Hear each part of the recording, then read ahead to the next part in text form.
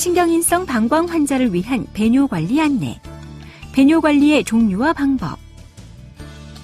본 동영상은 신경인성 방광으로 배뇨장애가 있거나 배뇨장애 위험이 있는 환자와 보호자분들께 배뇨관리 전반에 대한 사항을 설명드리기 위해 제작되었습니다. 이어지는 내용을 참고하셔서 효과적인 배뇨관리에 도움이 되시기 바랍니다. 일반적인 기본관리, 수분 섭취 방법. 하루 수분 섭취량은 1800에서 2000cc 정도로 조절합니다. 일반적으로 한 끼니에 밥과 국을 모두 먹으면 반찬 종류에 따라 약간의 차이가 있을 수는 있지만 약 400cc를 섭취한 것입니다. 아침 기상 시와 아침 식사 후 그리고 점심 식사 후에 200cc를 섭취하고 여기에 약간의 간식이나 과일 등을 섭취하면 물 2000cc 정도를 섭취하게 됩니다. 중요한 것은 오전에는 식욕이 없어서 대충 먹다가 오후가 되어서야 여러 가지를 많이 먹는다면 늦은 밤 소변이 마려워서 충분한 수면을 취할 수가 없습니다. 그러므로 오후 2시 이후에는 저녁 식사와 약 드실 때 외에는 수분을 제한하셔야 편안히 주무실 수 있습니다. 정해진 시간에 소변 보기. 이 방법은 특히 인지기능 장애, 실어증, 이동능력 장애 등이 있는 뇌병변 환자나 척수 상부운동 신경인성 방광이 있는 분들에게 중요한 관리 방법입니다. 소변은 아침 기상시부터 시작하여 오전 6시와 10시, 오후 2시, 6시, 10시에 4-5시간 간격으로 봅니다. 이렇게 정해진 시간에 소변을 보기 위해서는 적절한 양의 물과 음식을 시간에 맞춰 먹고 마시는 습관을 훈련해야 하는데 한 번에 보는 소변 양이 300cc 내외가 될 수 있도록 하시고 적어도 3시간 정도는 소변을 참았다가 볼 수 있도록 노력합니다. 방광 훈련에 영향을 주는 음식. 크랜베리 주스나 말린 크랜베리는 세균이 방광이나 요도에 부착하지 못하게 함으로써 소변으로 배출시키기 때문에 요로기 감염을 예방하고 치료하는 데 도움을 줍니다. 녹차, 커피, 콜라 등 카페인이 함유된 음료는 소변이 생성되는 이뇨작용을 촉진시켜 소변 양이 많아지게 하고 소변이 더 자주 마렵게 하기 때문에 조절이 필요합니다. 골반저 근육운동. 이 방법은 약해진 요도 관략근으로 인해 요실금이 있는 분들, 특히 고령의 여성분들께 도움이 됩니다. 케겔 운동이라고도 불리는 골반저 근육 운동은 소변을 참을 때까지 힘을 주는 것을 연상하면서 질과 항문을 10가지 세는 동안 조였다가 다시 10가지 세는 동안 이완하는 방식으로 반복하시면 됩니다. 다른 방법으로는 똑바로 누워서 양발을 쭉 뻗은 상태에서 양발을 10cm 정도 위로 들어올린 자세를 10가지 세는 동안 유지했다가 돌아오는 것을 반복하거나 튼튼한 의자 뒤를 잡고 선 상태에서 뒤꿈치를 들어 10가지 센 다음 쉬기를 반복하는 방법을 사용할 수도 있습니다.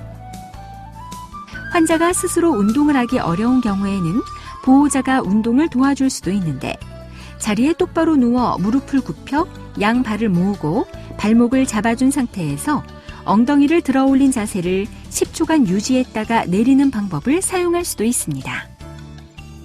도뇨 방법. 도뇨란 가느다란 도관을 이용해서 소변을 배출시키는 방법으로 다음과 같은 종류가 있습니다. 간헐적 도뇨법. 간헐이란 일정한 시간 간격으로 쉬었다가 시행하는 것을 반복한다는 뜻으로 소변이 찼을 때 도뇨관을 직접 방광에 넣어 소변을 빼주는 방법입니다. 이 방법은 방광기능 장애로 스스로 소변을 보는 것이 불가능한 환자에 대해 적용할 수 있는 가장 중요하고 성공적인 배뇨 방법으로 특히 배뇨근의 반사가 과도하게 일어나면서 소변을 지리는 환자에 대해 효과적으로 사용할 수 있습니다. 간헐적 도뇨법에 대한 구체적인 방법은 별도의 동영상을 참고하십시오. 외부 소변 수집기구, 기저귀. 기저귀는 실금으로 옷이나 이불을 버릴까 염려되어 사용하는 경우가 많습니다. 하지만 장기적으로는 환자 스스로 소변을 조절하고 관리하는 능력이 떨어질 뿐 아니라 젖은 기저귀를 즉시 갈아주지 않으면 욕창이 발생할 위험도 높아지므로 가능한 한 기저귀는 사용하지 않는 것이 좋습니다. 콘돔 카테터. 콘돔 카테터는 남자의 경우 기저귀 대신 사용할 수 있는 기구인데 하루 한 번 교체한다는 장점이 있으나 음경 피부에 손상을 주는 단점이 있습니다. 유치 도뇨법. 앞에서 설명한 방법을 사용하지 못할 경우 도뇨관을 요도나 복벽을 통해 방광 내부에 삽입하여 소변이 나오도록 하는 방법입니다. 유치 도뇨관은 재질에 따라 교환 시기가 달라지는데 라텍스는 1주, 테프론은 2주, 실리콘은 4주 간격으로 교환을 합니다. 삽입 후 도뇨관이 움직여서 요도나 방광을 자극하지 않도록 도뇨관은 반창고나 특정 제품을 사용하여 아랫배에 고정하는 것이 안전합니다.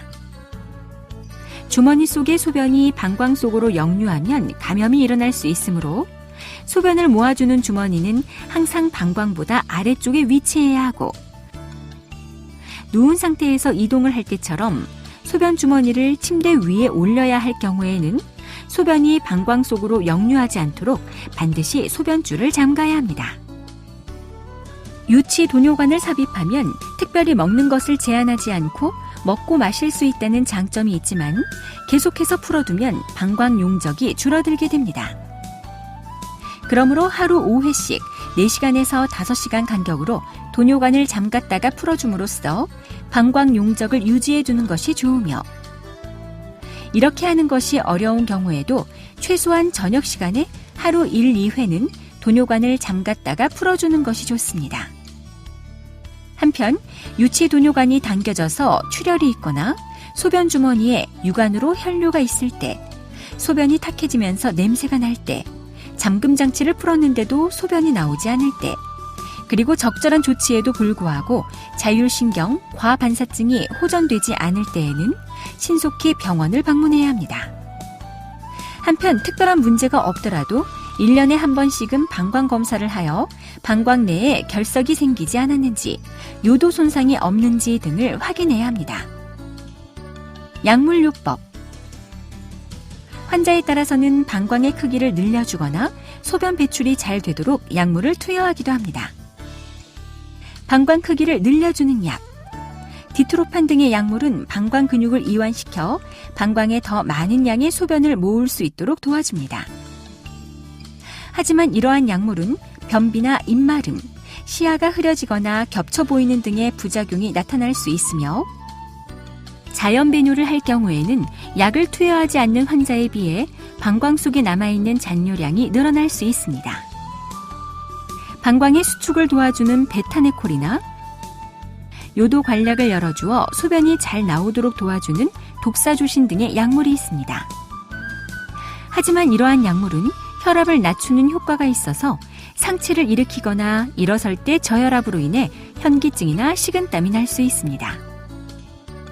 지금까지 신경인성 방광 환자를 위한 배뇨 관리 방법에 대해 설명드렸습니다. 감사합니다.